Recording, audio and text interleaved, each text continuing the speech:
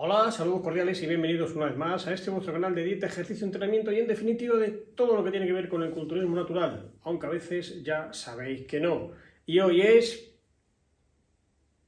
que no, efectivamente, como habéis podido ver además en la cubierta del vídeo, toca historia, ¿vale?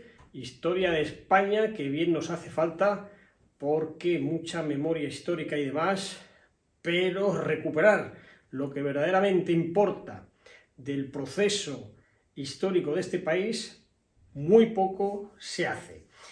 Y hoy voy a recuperar a un personaje además entrañable, que fue amigo mío, que además hace poco que falleció, con lo cual me he propuesto recuperar todo el material que tengo de él y que poco a poco iré subiendo, porque hablo de Juan Velarde, uno de los más grandes economistas que ha tenido este país, como ya dije en otras ocasiones, pues uno de los hombres que fueron capaces de llevar a España a lo más alto de las economías mundiales. Creo recordar que lo puso entre las 12 o 13 mejores economías del mundo, con aquellos famosos planes de estabilización que levantaron el Producto Interior Bruto español a lo más alto a nivel internacional. Y bueno, pues yo traté bastante con él, sobre todo cuando decidí escribir mi primer libro, La Epopeya del Chato, que cuenta la historia de mi abuelo, Jaime Menéndez el Chato, que fue uno de los grandes personajes intelectuales de la Segunda República, que había sido además el primer español redactor del New York Times y que ese mismo periódico le manda aquí como corresponsal en el año 1931, y bueno, pues a partir de ahí empieza a colaborar y a trabajar en las publicaciones republicanas más prestigiosas del momento, y luego pues bueno, con un bagaje detrás increíble. Pero bueno, hoy vamos a centrarnos en Juan Velarde, vamos a centrarnos. ¿Por qué digo esto? Porque Juan Velarde era del pueblo de mi abuelo, de Salas, en Asturias, entonces hay una vinculación personal bastante grande, y yo pues le fui a ver varias veces, él me atendió como si fuese de la familia, para, bueno, que me explicase ciertas cosas sobre, bueno, pues esos planes aperturistas económicos del franquismo. Es decir, el franquismo se abre a la democracia no de golpe, sino por el trabajo de muchas personas contra el régimen. Unos lo hicieron en la clandestinidad, en partidos como el Partido Comunista, dejándose la vida, y otros, digamos, que desde el propio gobierno o desde puestos cercanos a Francisco Franco. Es el caso de los economistas, que fueron unos aperturistas en ese sentido y permitieron todo aquel desarrollo que iba un poco en contra de pues, lo conservador que era la dictadura franquista, mejor dicho, lo conservadora que era. Y bueno, pues Juan Velarde fue uno de esos hombres, de esos aperturistas a nivel económico, y yo en el año 2008 hice un acto en Madrid con motivo del 70 aniversario del diario España de Tánger.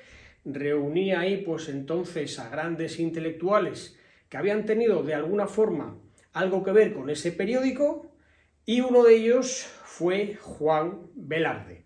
¿Por qué? Porque al ser uno de los grandes economistas de este país me interesaba mucho saber su opinión a través de sus ojos de ese rotativo tangerino, donde curiosamente también recaló mi abuelo en su exilio allá por 1946, donde llegó a ser redactor jefe del mismo diario y en alguna ocasión subdirector del mismo cuando lo comandaba Juan Estelrich.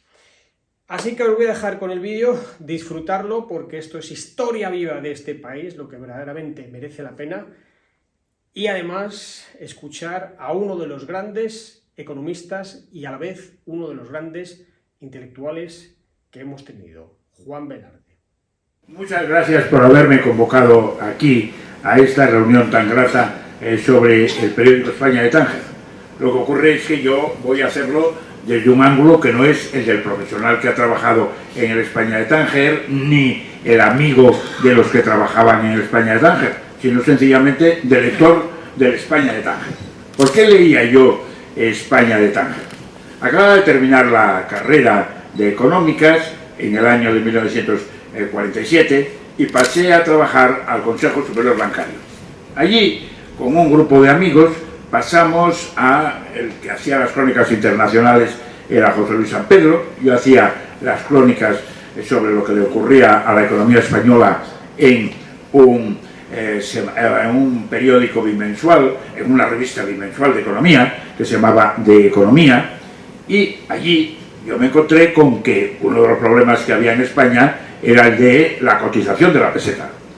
El Consejo Superior Bancario estaba en la calle de Marqués de Cubas y yo todos los días lo que hacía era bajar a Cibeles y allí comprar el España de Tánger. ¿Para qué?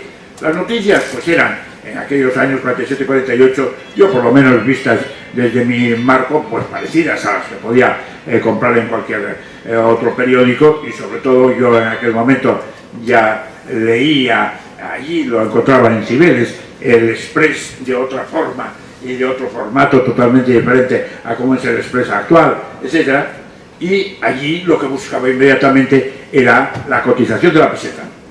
Nos lo quitábamos de las manos, había que bajar a prisa a comprar el España de Tánger, porque la gente que subía de la bolsa, el mundo financiero que salía del Banco de España, los diversos organizaciones bancarias que estaban allí, estaban muy cerca del Banco Central, un poco más arriba el Banco de Vizcaya, etcétera, pues querían también saber la cotización de la peseta, aproximadamente a eso de las 2 de la tarde, que habían llegado en la España de Tánger. Y allí nos enterábamos de cuál era la cotización de la peseta. ¿Por qué necesitábamos saber aquello?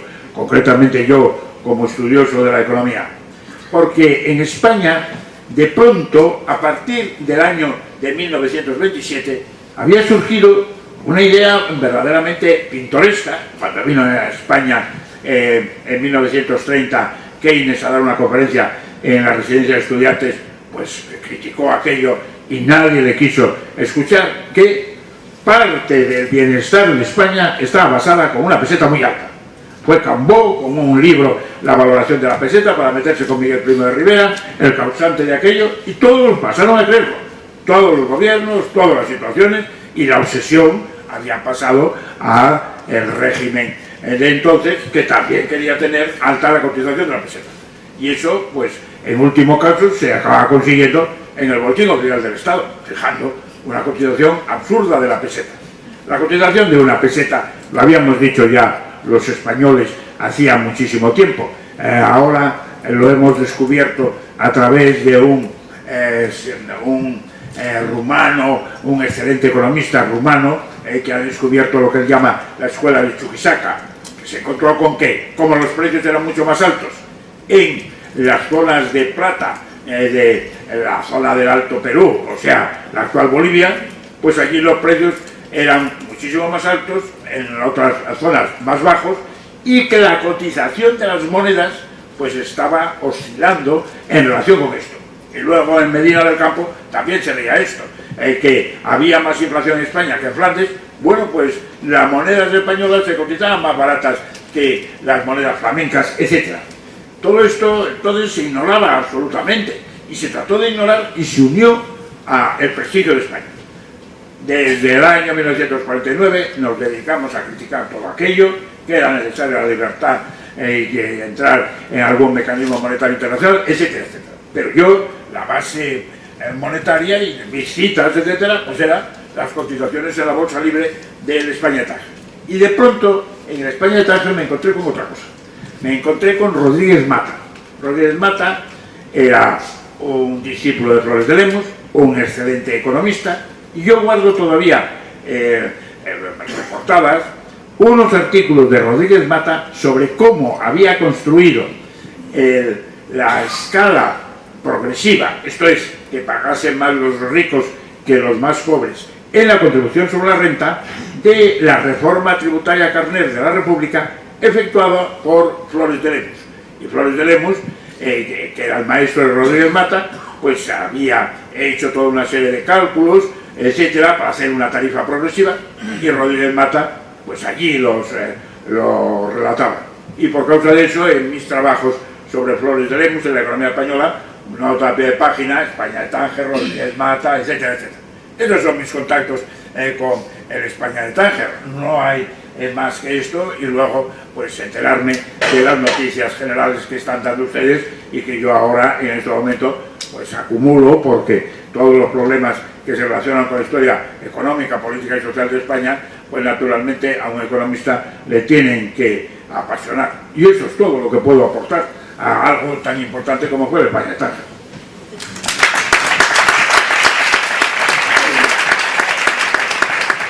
Espero que os haya gustado este vídeo. La verdad es que a mí me parece súper interesante recuperar este tipo de archivos, porque nadie habla de estas cosas. Como he dicho antes, mucha memoria histórica, pero realmente lo que verdaderamente había que hacer con ese tema es recuperar estas cosas, lo cultural, lo intelectual de toda esa historia que por unas causas u otras quedaron ahí en el olvido.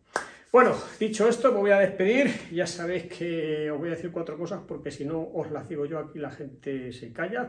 No pain, no gain, no croissant, no mojar pan, Gila, de Miguel Gila, que curiosamente también colaboró en la publicación que se llamaba Don José, que era un semanario que salía en el diario España de Tánger, un semanario de humor. Y bueno, y Jai, mis 4 pioneros del culturismo español, a los cuales les estoy dedicando la preparación para el próximo Campeonato de Europa, que son nada más y nada menos que Baldo Lois, Dino Chemes, José Luis Rico y Salvador Ruiz, el maestro. Saludos cordiales.